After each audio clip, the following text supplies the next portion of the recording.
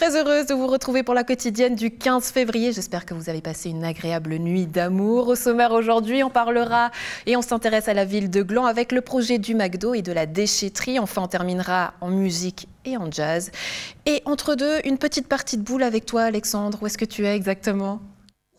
Salut Andrea. Eh bien, je suis en compagnie de José da Silva qui est là. Bonjour José. Bonjour Alexandre. Alors, José qui est le nouveau président de la pétanque nyonnaise. Donc, on est au boulodrome de Nyon, exactement. Et qu'est-ce qu'on va faire ensemble, José, aujourd'hui ? Alexandre, aujourd'hui, on va faire une partie de boule. Ouais, vous allez m'apprendre toutes les techniques, tous les trucs et astuces pour être le meilleur bouliste de Nyon. Exactement.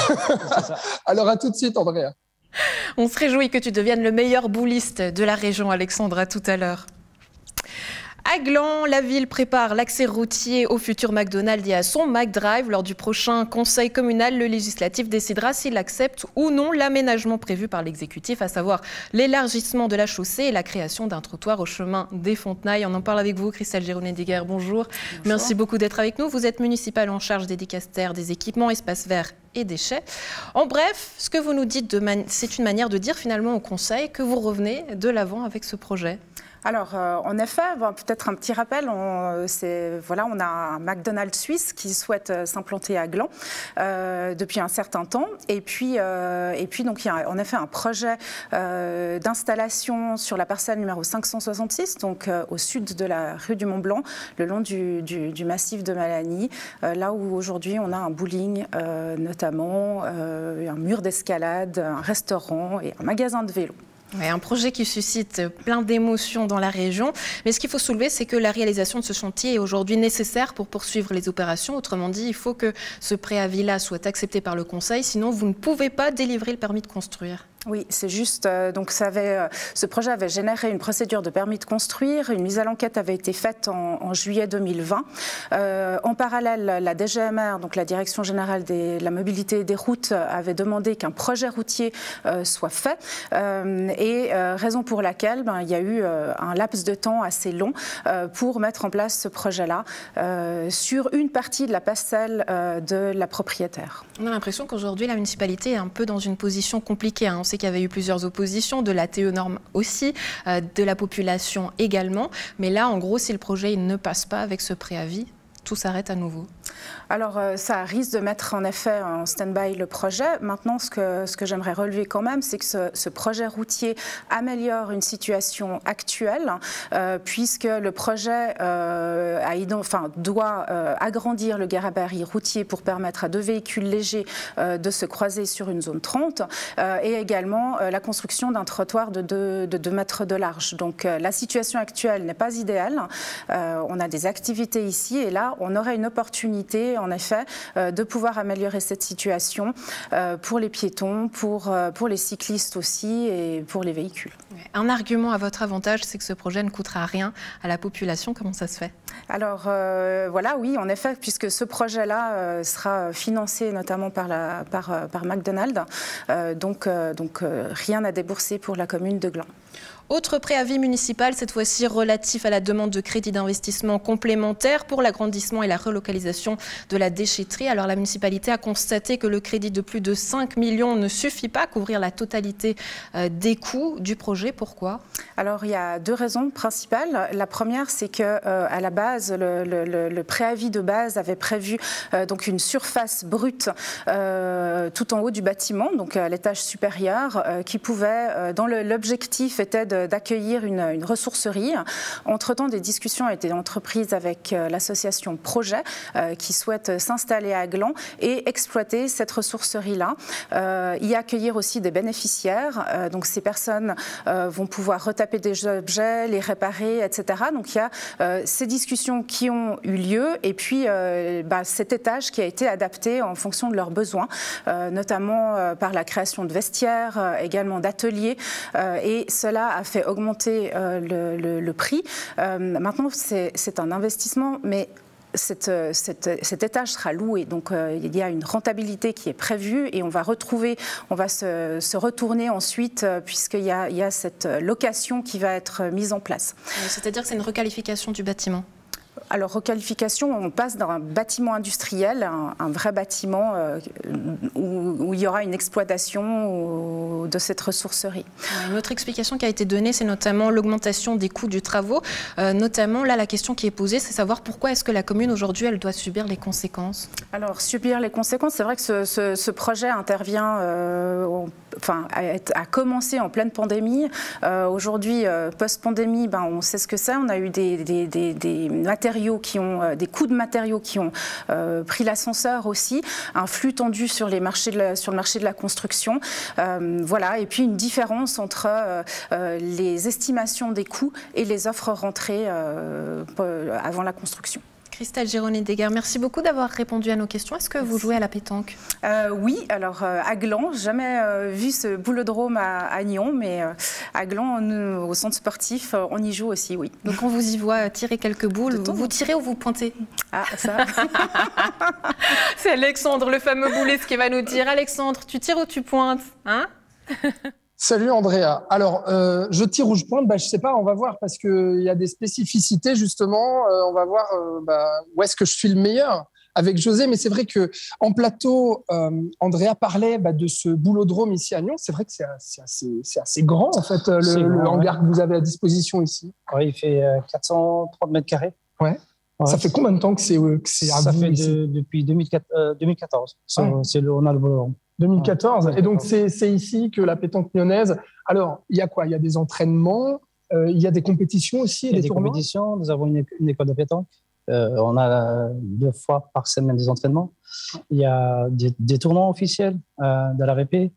Et c'est avec ça qu'on essaie de vivre et puis d'avancer avec la pétanque lyonnaise. Ah ouais. Ouais, effectivement. Il y a combien de membres à la pétanque lyonnaise aujourd'hui? Nous avons une centaine de membres à la pétanque lyonnaise. D'accord. Et actifs, licenciés, une quarantaine. Ouais. Voilà, on a un peu moins parce que il y a des comment on appelle ça, des retraités qui ont arrêté de prendre la licence. Ouais. Ça faisait un peu lourd pour eux. Ouais. Mais officiellement, on est 110 et officiellement avec licence une quarantaine. D'accord. Ouais. Et le club existe depuis les années 70, c'est ça, je crois? 1970. Ouais, ça a été créé en 1970. D'accord. Voilà, ça fait comme un bout de temps. Ouais. C'est pas mal. Bon, et alors Andrea, on va se préparer parce que prochain défi de la pétanque lyonnaise, c'est le 20 février. Exactement. C'est la triplette. C'est quoi une triplette? Triplette, ça se joue à 3 contre 3. Ouais. Voilà, donc c'est à 2 boules chacun. Et ça se joue à 13 points. OK. Voilà. D'accord. Bon, et puis là, on va apprendre les bases un petit peu de la pétanque. Alors, je tourne juste la caméra pour bien pouvoir filmer José. Alors, c'est parti. On va. Vous allez nous expliquer déjà, José, les règles de base. Alors, Alexandre. Donc, 3 boules chacun. Hein. 3 boules chacun. Tête à tête. Doublette, c'est aussi 3 boules chacun. Et triplette, c'est 2 boules chacun. Donc, ça fait 6 boules à chaque fois. Et le but du jeu, c'est on met le rond à environ 1 mètre du mur pour qu'on puisse faire le balancier. Si on tire une boule, ça ne nous gêne pas. Le but, c'est le cochonnet ou le but qu'on appelle, c'est minimum 6 mètres devant, au maximum 10 mètres. Voilà. Et le but de la pétanque, c'est d'aller le plus près du but pour faire jouer l'adversaire. Voilà. Là, je vais comme ça. Et après, Alexandre, si vous laissez, soit vous prenez le point, soit vous tirez. D'accord. Alors, je prends ma boule, Andrea. Viens, mon chef. Alors, attention, Ricky, c'est le petit chien de José, qui est sur le terrain. Alors, Andrea, je me place bien dans le cercle. Et puis là, stratégiquement, José, je crois qu'il faut que je pointe, non? Stratégiquement, comme il est bien le point, il fallait tirer. Mais on peut toujours essayer de prendre le point. Bon, mais je vais essayer de tirer. Alors, tirer, c'est d'essayer de faire partir la boule de José là-bas. Alors, je ne sais pas si je vais y arriver en plus avec un téléphone dans l'autre main. C'est pas facile. Non. Alors voilà, je suis trop loin. Donc, ça veut dire, José, que je dois rejouer. Voilà. Tant que je suis plus loin que José, vous avez 2 boules. C'est mieux de. Maintenant, c'est mieux de pointer. Alors, pour pointer, est-ce qu'il y a une technique particulière? Comment est-ce que je peux m'améliorer? Parce que là, on vient de voir que je suis très mauvais. Alors, pour pointer, après, vous avez un geste. Soit vous pointez en roulant la boule, d'accord? Voilà. Vous avez toujours le pied, la jambe droite devant si vous êtes droitier, d'accord? Ou alors, en mi-hauteur. Vous la levez un peu comme ça. Voilà. Je n'ai pas gagné, mais c'est une bonne technique. Ou alors, vous faites rouler la boule comme ça. Voilà. Là, je pense que j'ai gagné le point. Bon, alors, c'est vrai, José, que la pétanque, alors moi, je la pratique comme beaucoup de gens, avec les amis, au bord du lac, quand il fait beau. Bon, là, on voit avec ce boulodrome ici que c'est par tous les temps qu'on peut jouer à la pétanque ici à Lyon. Ouais. Mais c'est vrai qu'il y a un aspect, c'est un vrai sport de compétition. Et puis, vous me disiez hors caméra que c'est un sport assez mental aussi. Oui, alors on dit toujours mentalement, c'est de 80% mentalement et de 20% de jeu, mais bon, c'est 50-50. Parce qu'il faut être très fort mentalement, parce que si on lâche, c'est pratiquement perdu. Si on joue en triplette, si on perd 2 boules, c'est déjà 50% de perdu. Donc mentalement, il faut être fort mentalement, et aussi évidemment avec le jeu, il faut suivre aussi. Voilà. Bon, alors je lance mon dernier point, ma dernière boule. Non, toujours aussi mauvais. Alors franchement, Andrea, je dois te le dire, j'étais quand même meilleur avant que ça filme. Voilà. Mais c'est pas facile. José est témoin. Ouais, c'est vrai. Je suis témoin. C'est pas facile avec le portable à la main. C'est difficile. Alors là, on prend le cercle et puis on va refaire ça dans l'autre sens. Ouais. José, vous, ça fait combien de temps que vous faites de la pétanque? Moi, ça fait 10 ans. Ouais. 10 ans que je fais de la pétanque. Depuis 2014, je fais tous les jours de la pétanque. D'accord. Voilà. J'avais arrêté une dizaine d'années à cause de mon travail. Ouais. Et là, depuis 2014, je joue pratiquement tous les jours à la pétanque. Sauf actuellement en tant que président, un peu moins. Mais j'adore ça. Ouais. C'est quoi qui vous plaît en fait? Allez-y, jouez en même temps que vous me répondez. Hein. Alors, moi, ce qui me plaît, c'est la convivialité, c'est le contact avec les gens. On rencontre plein de monde. Et puis, le sport lui-même, c'est un sport... il y a une mauvaise réputation, mais... Comment ça, mauvaise réputation? Ouais, c'est-à-dire que voilà, quand on dit on joue à la pétanque, on dit toujours c'est la pétanque, c'est pour aller boire des verres. Ouais.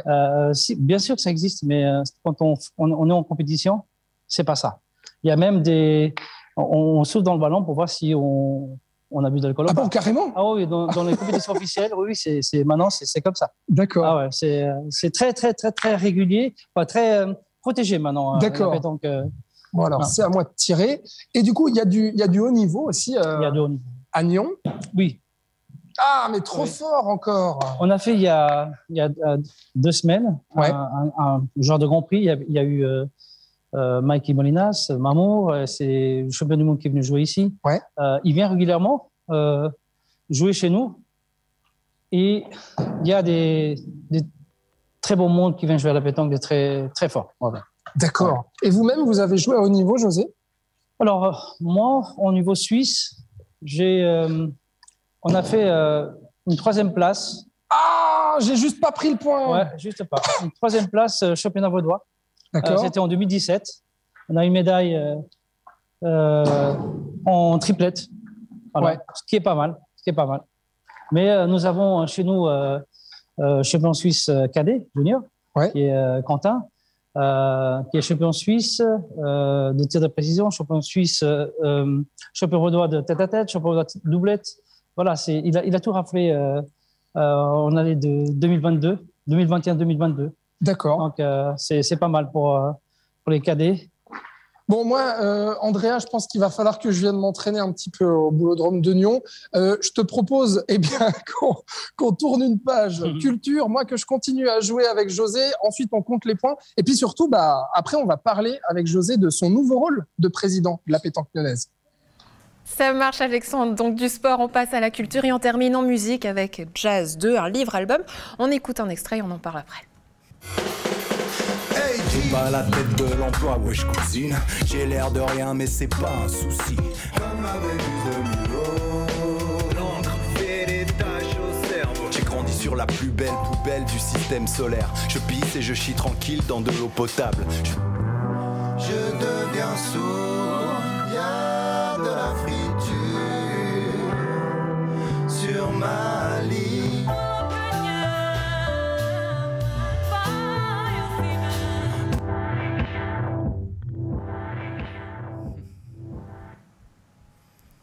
Avec nous sur le plateau, Grégory Darbre, alias Poera. Bonjour, merci beaucoup d'être avec nous. Avec nous également Nadir Bogdad. Bonjour, bienvenue.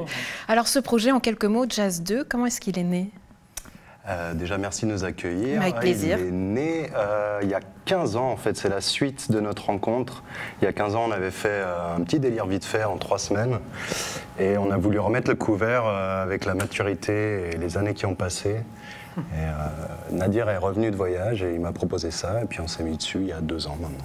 Nadir, retour de voyage et ça vous a donné envie de revenir à la musique? Ouais, c'est ça, exactement. Mais surtout de faire un projet familial, j'ai envie de dire. Parce que Greg, bah voilà, il y a l'histoire des... Ça fait plus de 15 ans qu'on se connaît d'ailleurs, les deux. Et puis cet album, vraiment, on retrouve des gens, notamment mon frère qui a reposé les batteries, Mehdi Mogdad.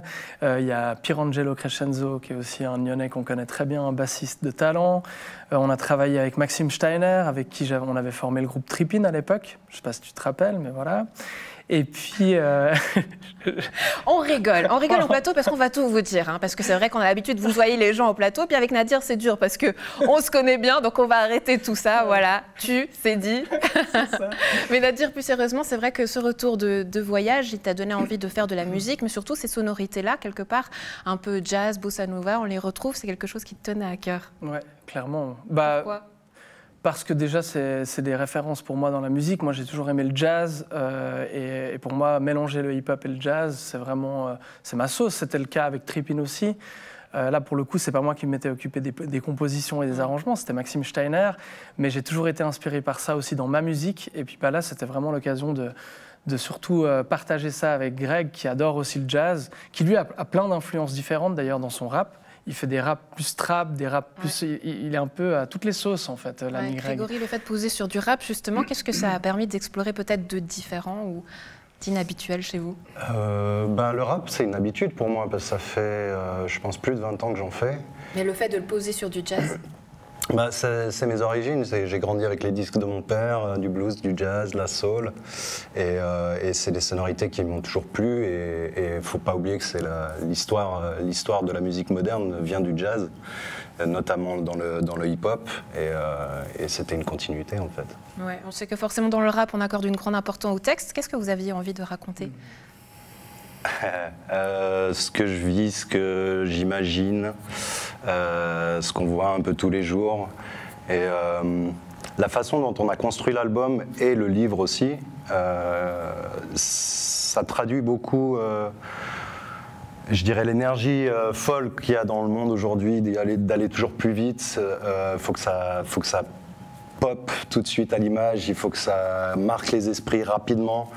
Et en fait, c'est fatigant à la longue. Et on avait envie de prendre le temps. Et au niveau musical, et au niveau des textes, et au niveau des dessins, on a vraiment pris notre temps pour faire ce projet. Ouais, c'est vrai que c'est un très bel objet, le fait de proposer aujourd'hui un album sous format livre. Pourquoi ? Parce que j'ai toujours dessiné, en fait. Et puis, l'industrie du disque étant ce qu'elle est, il y avait moins de sens de faire un CD classique. Et j'ai eu envie d'explorer ça pleinement, en fait. On a eu la chance aussi de travailler avec Myriam Steiner en Belgique, qui est l'épouse de Maxime. Et ça reste en famille et elle a fait un travail remarquable. Elle m'a beaucoup aiguillé parce que je fais ça en amateur. Et j'avais beaucoup de lacunes, notamment par rapport au format de l'image et tout ça. Et ouais, on avait envie de faire un objet particulier, en fait. Ouais, on retrouve un petit peu la patte à Nadir, j'ai envie de dire, le noir-blanc, qu'on retrouve dans tes photos également. C'est vrai. C'est un hasard peut-être là pour le coup, parce que c'est quand même Greg qui a un peu choisi ça. Mais c'est vrai que ça reste dans l'univers, quoi, dans mon univers aussi photographique. D'ailleurs, à la base, il y avait l'idée peut-être d'intégrer aussi des photos de mon côté, mais finalement, ça n'a pas été fait. Et moi, j'avais vraiment envie de laisser toute cette place-là à Greg. J'avais vraiment envie d'être en retrait et créer plus la musique, les compositions et les arrangements. Justement, cette composition, comment est-ce qu'elle s'est faite? Est-ce que la musique était déjà là? Ensuite, vous avez posé le texte. Comment vous avez travaillé en famille? Ça s'est fait dans les deux sens, en fait. Il y a des fois où j'ai amené des compositions et puis Greg a écrit dessus. Des fois, il m'a lancé un texte et il m'a dit « Nadir, compose une musique là-dessus ». Donc ça a été vraiment dans les deux sens, quoi. Et après, il y a eu la dernière touche, comme je t'ai dit, justement, où des musiciens ont intervenu pour rejouer certaines parties.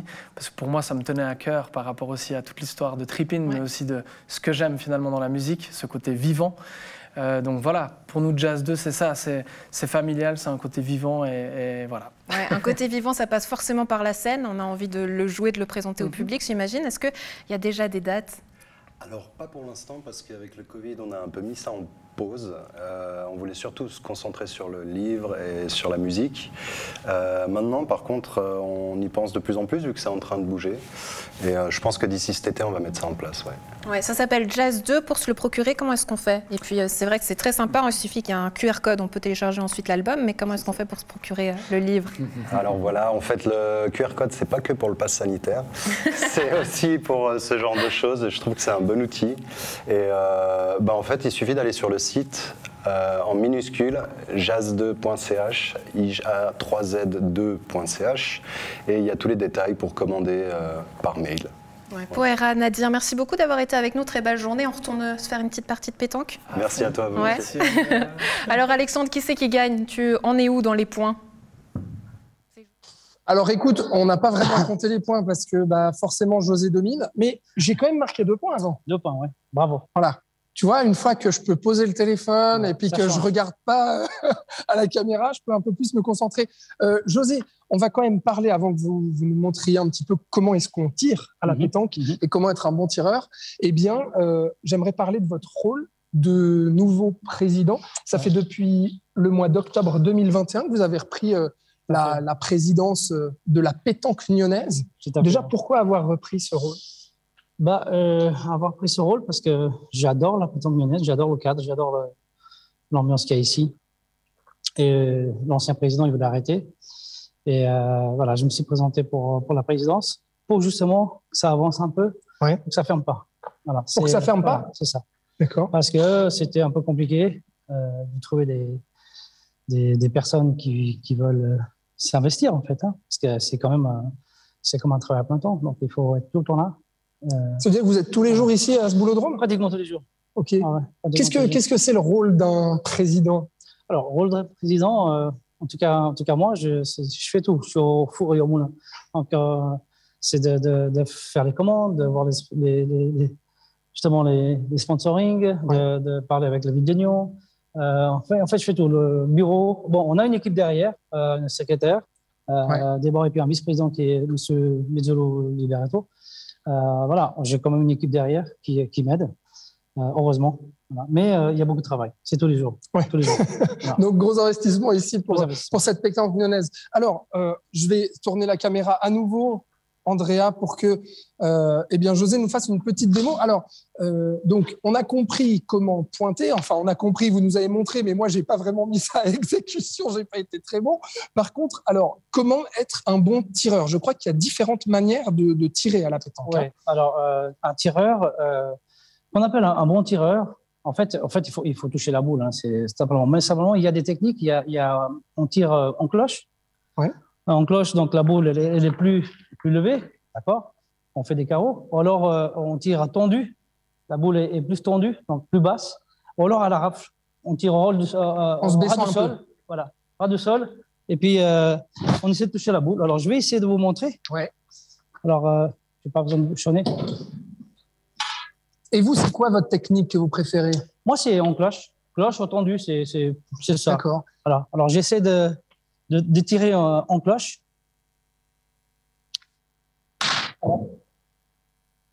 Un petit carreau. Alors, ouais, pas mal. Carreau, là, ça veut dire que vous avez pris la place de la boule, c'est ça? Exactement. Ouais. Là, je vais essayer de tirer tendu. Tendu, c'est la boule, elle est plus bas. Comme ça. Pas réussi. Et puis là, on à la rafle. Voilà, comme ça. Mais les grands professionnels, enfin les grands joueurs de boules, pratiquement ils tirent en cloche, comme j'ai fait en premier carreau. Et donc toujours la main, enfin toujours la boule face contre terre, hein, c'est ça? La boule, en fait, après ça, il y a plusieurs techniques. Moi, je fais comme une pelle en fait. Hein. Je casse le poignet et puis je vais en arrière. Voilà, on fait faire le balancier. Puis toujours, si on est droitier, la jambe droite devant, un peu comme ça. Okay. Et puis on fait le balancier. Voilà. D'accord. Allez, j'essaye, Andrea. Allez. Je promets rien. Pris pour moi. Je mets un petit peu le pied droit en avant. Alors là, je vais essayer de viser. Ah! Bon, j'étais presque. On réessaye une dernière fois. Voilà. Je fais bien le balancier. Bravo. Ah, je l'ai touché. Bravo. Bon, ça n'a pas servi Ouais. à grand-chose, mais j'ai réussi à c'était ça le tirer. but. Voilà. À force, on arrive. Hein.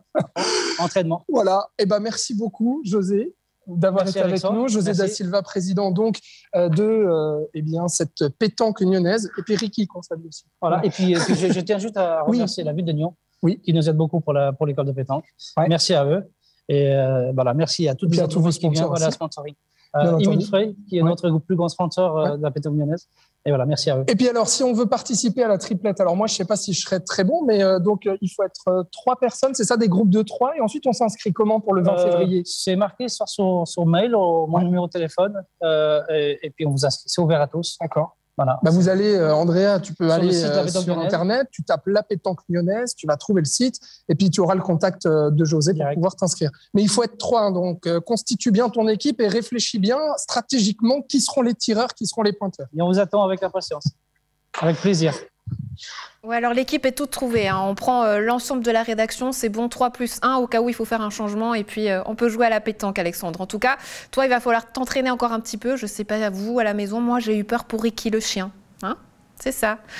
Aïe, les défenseurs des animaux, je sais pas s'ils vont être contents. Bon, à demain, une très belle suite de programmes sur Nyon Région Télévision.